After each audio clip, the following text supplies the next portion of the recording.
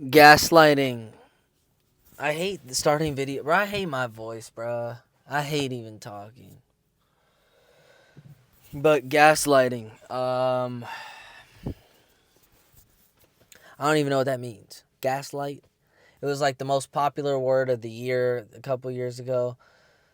Uh, I still don't really know what it means. I kind of just say it to people. Like I like just saying that word. It just sounds cool. I think what it means. Okay, I know what it means. It means like you're trying to make someone think that they're doing something, or like yo, you're gaslighting me. Like you're trying to make me feel some emotion that I'm not currently feeling. I don't know what it means. But like I don't even know like when that became a thing. Like gaslighting wasn't always a thing, you know. A lot of days went by and I never heard of this term, and then all of a sudden everybody's like, "You're gaslighting me." I don't even know what that means. I'm gonna open this door just because it's hot in this car. I spoke at a conference today on mental health in front of hundreds of people. That was fun. And I did an addiction panel as well, and that was super fun. I met Meta World Peace, an NBA legend, and now he's the homie. It's so crazy how you just meet these people and they just become friends. Um, I think that's pretty insane.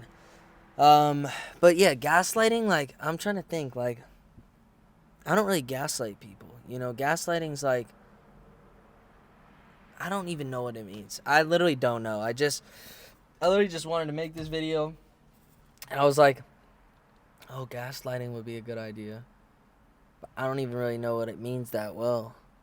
It kind of one of those words that just doesn't mean anything, but you know what it means, but you can't explain it when somebody puts you on the spot, you know? Oh, you're gaslighting me, or that's gaslighting. Like, what is gaslighting? Like, being like, oh, you don't like that, right? Oh, that's what it is. There's a lot of people like that. Oh, no, you don't like that. Like, stop gaslighting me, bro. We need to cut out all people that are gaslighting. That's some toxic energy. We don't need that in 2024. Tonight I'm going to a show in LA with Meta World Peace. How crazy is that? I got these super cool glasses with me that are like spy glasses, you know? Yeah, I was nervous to speak at this thing today. You know, my parents are in town, so there was a lot of pressure. You know, I got a little choked up on the social media, or not the social media, on the addiction panel, just because the people that raised me were in front of me. Um, and, you know, it was just like an emotional thing because I don't know, I have a lot of love for them, and to be like in front of them speaking at a conference to other kids about addiction and them being the reason why, a big part of why I am who I am today and why I'm sober and why I live the life I do is because of them. And it was just an emotional thing where I just felt really grateful, and it was like overwhelming. And I love speaking at those conferences. You know, I don't get paid to do that. It's just because I truly just, it's important to do. Number one, it's to be of service to other people. When you have the opportunity to have a voice, I think a huge part of that is actually being able to help others. And whether that's speaking and letting a kid know out there that they're not alone.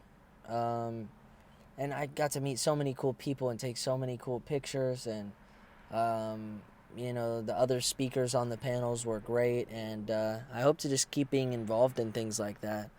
That's a huge part of why I do what I do, because to be able to, you know, I wasn't always this way though. Like when I was younger, I was like I kind of like, you know, I probably wouldn't have done a lot of this stuff. I mean, not only would I not have as much perspective as I do now, but I was like caught up in a lot of, like, I was an angry person. I was confused, and I think now I'm still deal with those emotions sometimes, but my life's more balanced.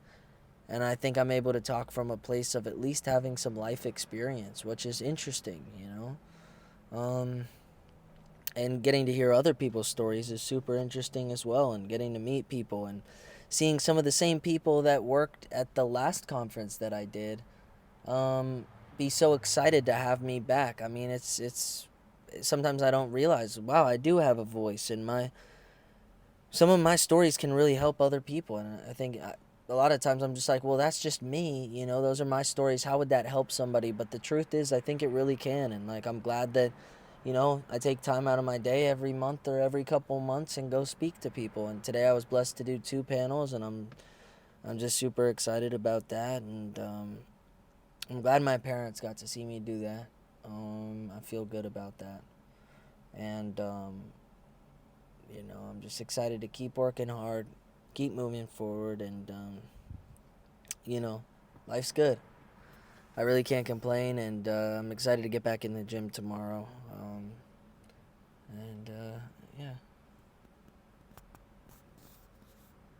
I also looked at we went to an open house today, and that was interesting to just, like, see a house and, think about the future.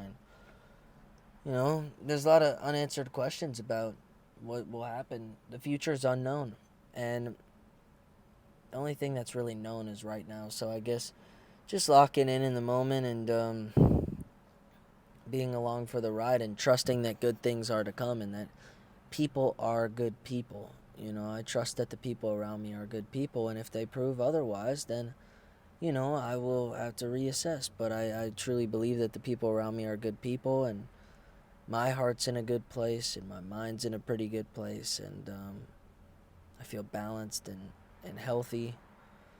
And I just look forward to connecting with more people. And I truly have this craving of connection. And it's never gone away. And one day, if it goes away, I'll step away from all this stuff. But I have a craving for connection and authenticity. And I think other people do too. I was talking today at the conference about how, a lot of people crave authenticity. There's so much edited content. And I did 2 separate panels, a social media panel and an addiction panel. And on the social media panel, I was talking about how so much content, so edited, and filters and music behind it to make it something that it's really not. And it's been that way for so long, but I think the new wave is people really doing what I'm doing right here, where it's uncut. I'm talking, we're being real. It's not viral, it's not a trend, it's a slow build of actually connecting with a lot of people. And I think that's more powerful, maybe. It's definitely more, it builds a closer connection, and it allows people in, and there's no facade, there's no filter, there's no I don't know, you know. Yeah, it's just more real. And I was talking about how I think that's the future, is that content's going to start moving in this direction, because I think people crave authenticity. And people could see through, the filtered content and the edits, and you just got to be yourself at the end of the day, and it'll connect with who it's meant to connect with. But on that note, I appreciate you guys watching these videos. Comment what you want to hear me talk about in the next video. Be sure to subscribe. We're very close to 2,000 subscribers, so appreciate you guys. Go check out my song Lonely with Audrey Mika as well. It's a fun one. All right.